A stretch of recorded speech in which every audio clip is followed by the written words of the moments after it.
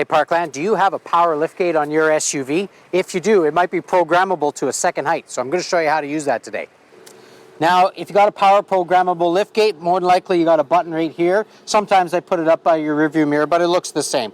Now you're going to have max 3/4 and off. So if we turn the dial to 3/4, that allows us to set the back tailgate to a second height. Let me show you how to do that.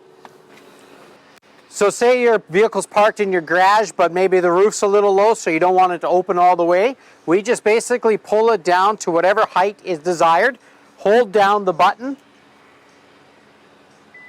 Hear those beeps?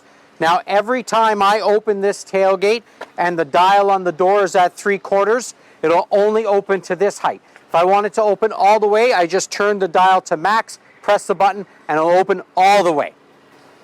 Now, if you're driving one of our newer SUVs, you're going to see a button that looks a little different than our traditional dial.